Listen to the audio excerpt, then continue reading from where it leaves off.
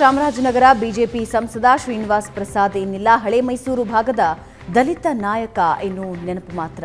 ಇವತ್ತು ಮೈಸೂರಿನಲ್ಲಿ ಶ್ರೀನಿವಾಸ್ ಪ್ರಸಾದ್ ಅವರ ಅಂತ್ಯ ಸಂಸ್ಕಾರ ನೆರವೇರುತ್ತೆ. ಮೈಸೂರಿನ ಅಂಬೇಡ್ಕರ್ ಟ್ರಸ್ಟ್ ಆವರಣದಲ್ಲಿ ಅಂತ್ಯಕ್ರಿಯೆ ನೆರವೇರುತ್ತೆ. ಬೌದ್ಧ ಧರ್ಮದ ಸಂಪ್ರದಾಯದಂತೆ ಅಂತ್ಯ ಸಂಸ್ಕಾರ ನೆರವೇರುತ್ತೆ. ಶ್ರೀನಿವಾಸ್ ಪ್ರಸಾದ್ ನಿಧನಕ್ಕೆ ಗಣ್ಯರು ಕಂಬನಿ ಮಿಡಿದಿದ್ದಾರೆ. ಮೂರೂ ಪಕ್ಷದಲ್ಲಿಯೂ ಕೂಡ ಶ್ರೀನಿವಾಸ್ ಪ್ರಸಾದ್ ಆಕ್ಟಿವ್ ಆಗಿದ್ದವರು. ಪ್ರಸ್ತುತ ಅವರು ಬಿಜೆಪಿಯ ಸಂಸದರಾಗಿದ್ದರು. ಇದಾದ ನಂತರ ಮತ್ತೆ ಎಲೆಕ್ಷನ್ಗೆ ನಿಲ್ಲೋದಿಲ್ಲ ಅನ್ನೋ ನಿರ್ಧಾರ ತೆಗೆದುಕೊಂಡಿದ್ರು.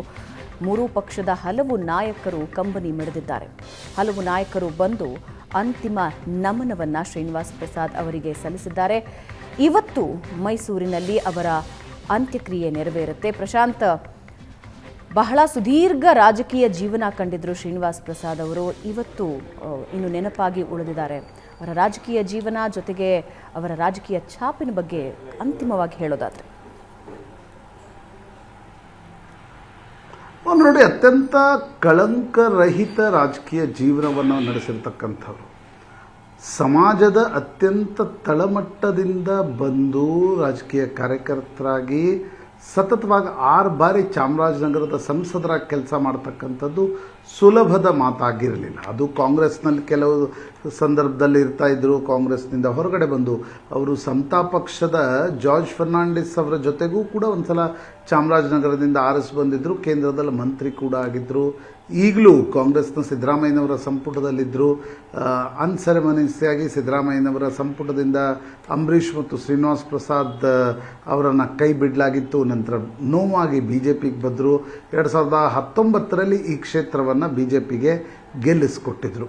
ಒಂದು ರೀತಿ ನೋಡಿ, ದಲಿತ ಸಮುದಾಯದಿಂದ ಬಂದಿರತಕ್ಕಂಥ ಕೆಲ ಕಳಂಕರಹಿತ ವ್ಯಕ್ತಿತ್ವಗಳು ಕರ್ನಾಟಕದಲ್ಲಿ ಆ ರೀತಿಯ ಅನೇಕ ವ್ಯಕ್ತಿತ್ವಗಳಿವೆ. ಶ್ರೀನಿವಾಸ್ ಪ್ರಸಾದ್ ಮತ್ತು ಧ್ರುವನಾರಾಯಣ್ ಚಾಮರಾಜನಗರ ಜಿಲ್ಲೆಯಿಂದ ಬಂದಿರತಕ್ಕಂಥ ಅತ್ಯಂತ 2 ಪ್ರಮುಖ ಹೆಸರುಗಳು.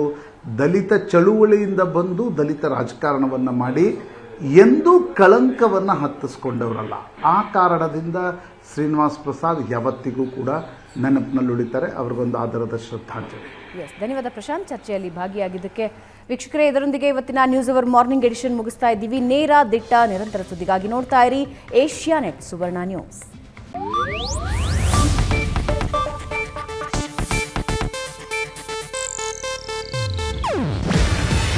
ಇದು ಏಷ್ಯಾನೆಟ್ ನ್ಯೂಸ್ ನೆಟ್ವರ್ಕ್ ಪ್ರಸ್ತುತಿ. ನೀವು ನೋಡ್ತಿದ್ದೀರಾ ಏಷ್ಯಾನೆಟ್ ಸುವರ್ಣ ನ್ಯೂಸ್.